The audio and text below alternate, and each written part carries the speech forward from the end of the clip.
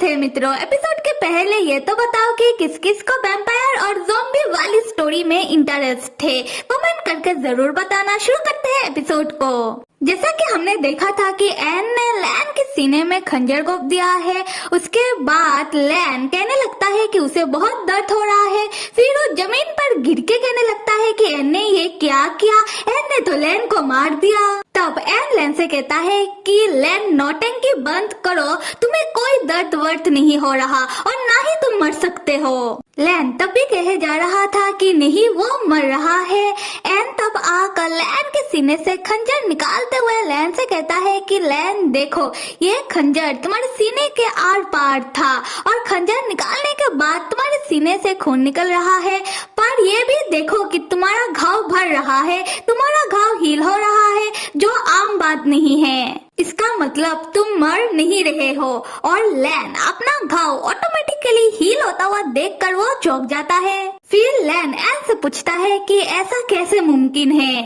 N कहता है कि उसे ठीक से इस बारे में मालूम नहीं, पर एन लैन को एक पुरानी स्टोरी सुनाता है जहाँ कैसे किसी इंसान को राक्षस में बदला जाता है। लैन एन की स्टोरी सुनने के बाद वो पूछता है कि ये तो हुआ इंसान को राक्षस में बदलने का तरीका, पर क्या इस राक्षस को मारा नहीं जा सकता? तुमने मेरे सीने के आर पार खंजर घोंपा, फिर भी मैं नहीं मरा, ऐसा कैसे हो सकता है? एन लैन से कहता है कि तुम्हारे शरीर में अभी बहुत सारे बदलाव हो चुके हैं, तुम अभी पहले जैसे नहीं रहे। इन शॉर्ट तुम अभी एक चलता फिरता लाश हो, जो जिंदा नहीं होकर भी जिंदा हो। लैन चौंक कर पूछता है कि ये क्या बात कर रहे हो तुम, ये कैसा मजाक है? तुम्हारे कहने का क्या मतलब है कि क्या मैं कभी मर नहीं सकता? एन तब खंजर से लैन के सर के बीचों बीच इशारा करते हुए कहता है कि ऐसी बात नहीं है, पर अभी के लिए लैन इतना समझ जाए कि उसका सिचुएशन पहले जैसा नहीं रहा। अगर उसे ठीक होना है तो उसे एन के साथ कोऑपरेट करना पड़ेगा। लैन तब एन के बातों से इतना समझ जाता है कि वो इतने दिनों से खुद को झूठा दिलासा दे रहा था कि वो अभी भी इंसान है। फिर लैन एन के हाथों से खंजर छीनते हुए अपने सर के बीचों बीच खंजर को घोंपने की कोशिश करने लगता है। ये देखकर एन डर जाता है और तुरंत लैन के हाथों से खंजर को छीनते हुए वो फेंक देता है। उसके बाद एन लैन के ऊपर गुस्सा करते हुए चिल्लाते हुए कहता है कि क्या लैन पागल हो चुका है? वो क्या खुद को नुकसान पहुंचाना चाहता है? और अगर उसे खुद को नुकसान पहुंचाना ही है तो वो कहीं और जाके ये सब करे। तब हम लैन को देखते हैं जो खुद भी नहीं समझ रहा था कि वो अभी क्या करने जा रहा था।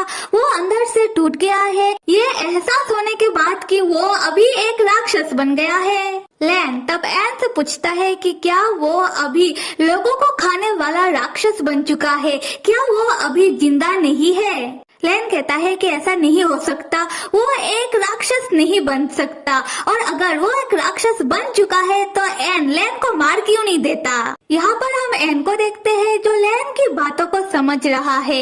एन लैन से कहता है कि लैन का जान अभी बहुत कीमती है, वो कोई यूजलेस पर्सन नहीं है और ना ही लैन ने अभी तक किसी को नुकसान पहुँचाया है और ना ही लैन ने खुद का भूख मिटाने के लिए किसी को मारा है। लैन अभी तक हर एक सिचुएशन में खुद को कंट्रोल करता हुआ आ रहा है, खुद को संभालता आ रहा है। लैन मायूसी से कहता है कि तो क्या हुआ? सच्चाई तो ये है कि वो अभी लोगों को खाने वाला एक राक्षस बन चुका है। एन कहता है कि लैन को ऐसी बातें नहीं करना चाहिए, उसे पहले खुद को समझना होगा, क्योंकि अभी भी इतना देर नहीं हुआ, अभी भी वो पूरी तरीके से राक्षस नहीं बना, अभी भी उसमें और लोगों में ज्यादा फर्क नहीं है। फिर लैन कुछ सोचने के बाद वो एन से कहता है कि वो एन का डील मानने के लिए तैयार है, वो एन के साथ लैब में जाने के लिए तैयार है। वो एन को परमिशन देता है कि एन उसके ऊपर रिसर्च एक्सपेरिमेंट कर सके, पर उससे पहले वो एन से एक वादा चाहता है कि अगर वो किसी दिन खुद को कंट्रोल ना कर पाए, उसके अंदर का ज़ॉम्बी लोगों को नुकसान पहुंचाने की कोशिश करे तो एन को लैन को रोकना पड़ेगा। यहाँ पर एन थोड़ा मजाक करते हुए कहता है कि तो फिर तुम मुझे अपना हीरो बनाना चाहते हो? ठीक है, मैं तुम्हारा हीरो बनने के लिए तैयार हूँ। फिर एन सीरियस हो जाता है और लैन से कहता है कि लैन देखो, हम दोनों को ही एक दूसरे का जरूरत है। तुम मेरा काम आते रहना और मैं तुम्हारा काम आते रहूंगा। और अभी तुमने खुद ही कहा कि मैं तुम्हारे ऊपर रिसर्च कर सकता हूँ, पर उससे पहले मैं भी चाहता हूँ कि तुम मुझसे 3 वादे करो।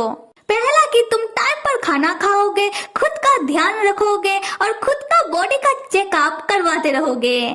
और दूसरा कि तुम कभी भी खुद को नुकसान पहुंचाने के बारे में सोचना भी मत, क्योंकि तुमने अभी खुद को मुझे दे दिया है। तो अगर तुम्हें खुद के साथ कुछ भी करना हो, उससे पहले तुम्हें मेरा परमिशन लेना पड़ेगा।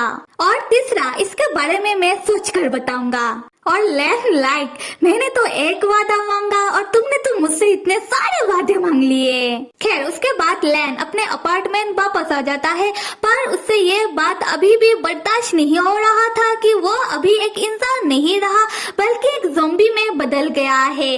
फिर वो अपने ड्रॉयर से खंजर निकालता है और दोबारा अपने सर के बीचों बीच वार करने की कोशिश करता है, पर वो करता नहीं। वो खंजर को अपने हाथ से फेंक देता है। उसे याद आ जाता है एन को दिया हुआ दूसरे वादे के बारे में, जहां वो खुद को नुकसान नहीं पहुंचाएगा। फिर लैन अपने हालात पर रोते हुए सोचने लगता है कि पहले भी उसके कारण लोगों को तकलीफ हुआ है।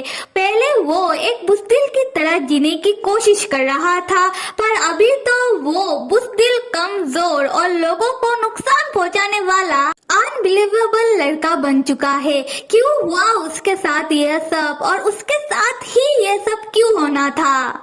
यहाँ से सीन शिफ्ट होकर दूसरे दिन एकेडमी का सीन दिखाया जा रहा है, जहाँ ग्राउंड में सब स्पोर्ट की तैयारी कर रहे हैं और लैन रेसिंग कर रहा है। लैन का रेसिंग स्पीड देखकर सब दंग रह जाते हैं, क्योंकि लैन अभी कोई आम इंसान तो है नहीं, तो ये जाहिर सी बात है कि उसका ताकत दूसरों के मुकाबले ज्यादा होगा। कुछ देर बाद लैन एक जगह खड़े होकर सोचने लगता है कि अभी मैंने तय कर लिया है, मैं बिल्कुल गिव अप नहीं करूंगा। हाँ, माना कि मेरे अंदर जो बेबसी वाली फीलिंग आ रहा है उसे मान पाना थोड़ा मुश्किल है, पर मुझे जिंदा रहना है। बहुत कम लोग होते हैं जिन्हें जिंदा रहने के लिए दूसरा मौका मिलता है, और मुझे ये दूसरा मौका मिला है, तो मैं इस मौके को बखूबी तरीके से इस्तेमाल करूंगा। फिर लैन खुद को देखते हुए सोचने लगता है, ऐसे तो मैं दिखने में वैसा ही हूँ जैसा पहले था, पर हाँ, पहले से ज्यादा ताकतवर महसूस कर रहा हूँ। उसी वक्त एन आकर लैन के पास खड़ा होता है और लैन से कहने लगता है कि तुम्हें इतना ताकत लगाकर ग्राउंड में दौड़ना नहीं चाहिए था। क्या तुम लोगों को अपने ताकत के बारे में बताना चाहते हो? देखो लैन, तुम मुझे गलत मत समझना, पर तुम्हारे लिए यही अच्छा होगा कि तुम तुम्हारे ताकत को लोगों से छुपा कर रखो। फिर एन लैन से कहता है कि मुझे लगता है कि तुम्हारा स्पीड और ज्यादा होना चाहिए था, तुम्हें और ज्यादा ताकत की जरूरत है। लैन कहता है कि हाँ, मैं समझ रहा हूँ। फिर एन और लैन कॉरिडोर में बातें करते हुए चलने लगते हैं। तब एक लड़का कंधों में गिटार लिए हुए हुडी पहनकर उन दोनों के सामने से आने लगता है और उन दोनों के बीच से गुजरते वक्त वो लैन का हाथ पकड़ लेता है। लैन लाइक कौन, और वो लड़का अपना हुडी हटाकर तब लैन की तरफ देखकर बिग स्माइल करते हुए, ब्लश करते हुए कहता है कि लैन, कितना वक्त हो गया तुमसे मिले हुए, कितना वक्त हो गया तुम्हें देखे हुए। और any guesses who is this cutie? खैर, मैं ये बता देती हूँ, ये लड़का और कोई नहीं, लैन का एक्स बॉयफ्रेंड है, लैन का पहला प्यार। अभी तो लैन और एन ने अपना बेमतलब का झगड़े को साइड करके एक दूसरे से बातें करना शुरू ही किया, और लो ये भाई साहब बीच में आ गए। खैर मेरे प्यारे मित्रों, आप सब लाइक, सब्सक्राइब और कमेंट करना तो बिल्कुल भी मत भूलिएगा। Till then stay with me and see you.